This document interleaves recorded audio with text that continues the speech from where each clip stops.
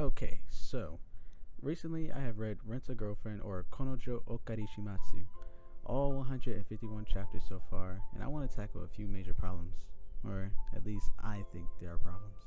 Don't get me wrong, Reiji Miyajima is like a genius when it comes to storytelling and his form of narrative. Like, honestly, I have read that entire manga in 2 days' time, all 151 chapters gone, but I digress. There are still some major problems with this manga that I want to tackle in this video. One, the problem of overusing a character, and two, open-ended conflicts. I'll get more into it later on. Of course, that means there will be spoilers for both manga readers and anime watchers alike, so you have been warned. If you haven't read the entire manga or watched the entire, or you just don't want to know what happens later on, here's your time to leave. You gone yet? Alright, let's get into it.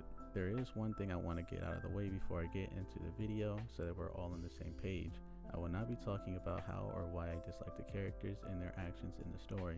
This analyzation video will be strictly focusing on why I think the story in which it's being told is negatively affecting the character's development. Therefore, throughout this video, there will be little explanation narrative-wise, and I will be talking about the topics as if you already know them. Now let's get into it. As you may know, Rent a Girlfriend follows a main protagonist of the name of Kazuya Kinoshita. I'm sorry if I messed the names up, but I'm just not Japanese. And it becomes apparent that he is incredibly inferior, or he has inferiority problems, or he has insecurity problems, which is one of the huge developments that he goes through throughout the series, but not without the help of all the characters around him. I don't want to put all the blame onto Kazuya alone, because it's not really his fault, but I want to point out the one of his three love main interests, or his love interest into the story, and that is Ruka Sharashina being the one to blame. Alright, let me explain. So as you know, there is an obvious pattern as to how Kazuya gets his character development, is by going on all these dates with the rental girl, different lesson, more growth for Kazuya. For example, when Kazuya is with Sumi, one of the many girls that he goes on the dates with, he becomes a bit more quote-unquote manly in a sense, protecting her from delinquents in chapter 42 and even encouraging her that she has what it takes to become a rental girlfriend, doing all of this with a very mature mannerism to boot. Another example, when Kazuya is with Mizuhara, I hope I'm saying this right, it doesn't really matter, but while he's with Mizuhara, Kazuya becomes incredibly more thoughtful, kind, and puts his life at risk plenty of times to either save her or to simply further her dreams along. I do understand that he does all of this because he is madly in love with her, but that it just adds to it. He becomes a better person with Mizuhara, and that's just the only thing. Even his ex-girlfriend gives him character development. Mami Nanami, his ex-girlfriend, gives him development, allowing him to be defensive for what he treasures most. However, Ruka, got to mention that Ruka is actually a trial girlfriend. Ruka just forces herself onto him, maybe with good reason, but forces herself nonetheless. Kazuya from the beginning told her his feelings, however she ignores those feelings and continues forward. Now, I wouldn't be bringing this problem up if it had a resolution. However, like I said earlier, there is one major problem with this manga, and that is open-ended conflicts, aka conflicts that never go anywhere. I can guess that the author wanted to show the readers that Kazuya is madly in love with Shizuru, who is Mizuhara, and wanted to show the lesson love over lust using Ruka as the source. For example, in chapter 64. Alright, so to summarize this a bit, there's a typhoon that kind of forces Kazuya and Ruka to stay under the same roof overnight, and of course things get a little spicy knowing Ruka. But this is what Kazuya says, quote, "You're really cute, and right now I'm about to burst, but that's still a bit different from love. Like, I can't do it with these half-assed feelings, or like, I feel like we shouldn't do this," end quote. Basically, he was saying if they were to have sex, it would just be out of lust, not love. But that doesn't stop her. No, it does not. In fact, after that little night of theirs, she continues calling her his boyfriend, or calling him her boyfriend. And guess what? Not even mentioning their fake relationship ever again. Okay, well, that's a bit of a lie, but seriously, the one time Kazuya tries to cut ties with her, something happens to stop it. 151 chapters later, she isn't even taken seriously by Kazuya and is merely a friend. Shizuru almost never mentions her unless the plot demands it, and even the parents think of her as a compulsive liar. Ruka is only there to delay the inevitable, to cockblock, or just act like a child for comedy relief. Other than that, Ruka is just there, and that's her problem. She's just there without any resolution. No problem has been solved with her. All of the chapter, all of the series, all of the show, she's just going to be there to delay, to comedy relief, or just be there. And that is what I mean by open-ended conflicts.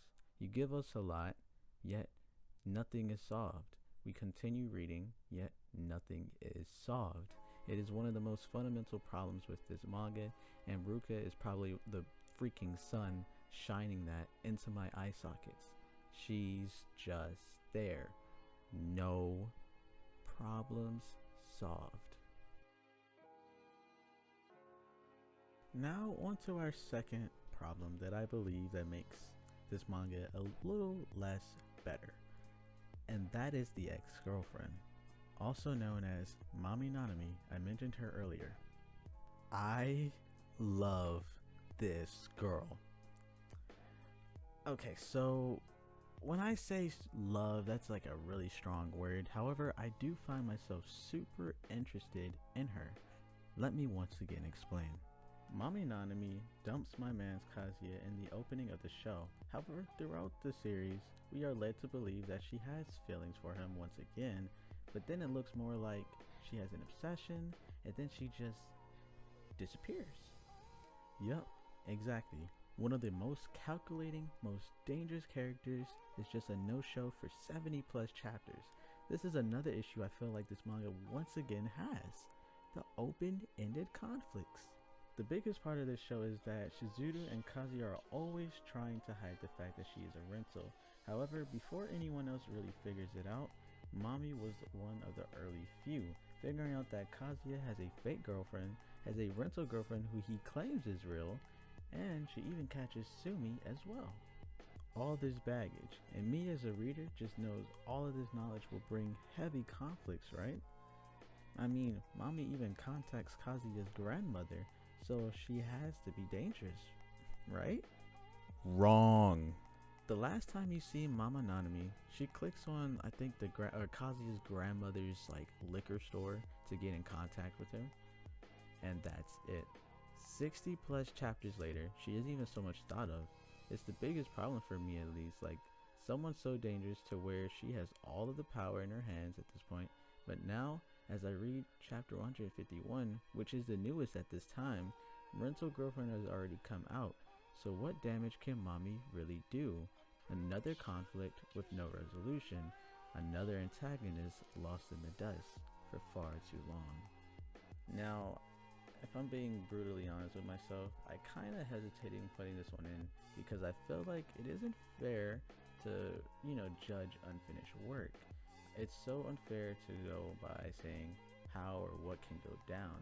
However, it really irks me that no one else finds it strange that Mama Nanami is just a no-show for 60 plus chapters when obviously they've been setting her up to be the antagonist of the story.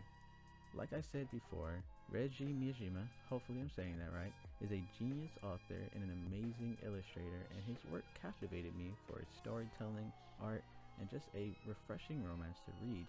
However, looking up analyzation videos on the manga and the anime on YouTube seems that no one really notices Ruka other than being an annoying girlfriend or Mami's rise of power and a sudden irrelevancy. And this brings me to the end of my argument. There are also minor events that I felt like had I put this into the script, it'd just be me ranting on and on. For example, the sudden fever Shizuru gets to fall off the ferry. Like, where did that come from? Or mommy saying we an hour on that little bridge scene with Shizuru once again. And Ruka's beat per minute secret. They set all this stuff up, but they never go anywhere with it. And then it just etc. just keeps going. Open-ended conflicts. I truly believe this to be the fundamental problem of this manga, but of course I could just be jumping the gun since it isn't finished yet. But please, if you truly believe I have a, if I have a good point to my argument, or if I'm just being over analytical for a romance manga about renting a girlfriend, please let me know. I truly enjoyed this manga. Things usually allow me to rant on about is stuff that I enjoy reading, because Rent a Girlfriend is amazingly illustrated. It has such funny dialogue, and really I'm just nitpicking when it comes to these open-ended conflicts. I couldn't care less about Ruka's existence. I just skip her chapters if I'm being completely honest with you. Mommy Nanami could just be a yandere. Maybe she's not even obsession. I don't know. But if you truly think that I have something going here, let me know, and I may make another video on the smaller, more minor details that I skipped over. If you think I'm right, let me know. However, only time will tell. It's been Yuri, and thank you for listening. Hey guys, it's Yuri, and thank you for watching this video. I truly enjoyed making it, and I hope that you guys enjoyed listening to it. If you like what I do here, don't be shy and subscribe, and like my video for more content. If you have any other suggestions of what I should do, maybe some mangas I should read or anything of the sort, and do some more analyzation videos, or anything, just let me know. This has been Yuri, and thank you for watching my video and giving me your time to listen to my charades. Deuces. Now for some bloopers. Now, don't get me wrong, I can't do this. Now, don't get me wrong, Reiji Miyashima, I have no idea how to say his name, is a genius when it comes to storytelling, and how forget it. We're cutting this one. Reiji Miyashima.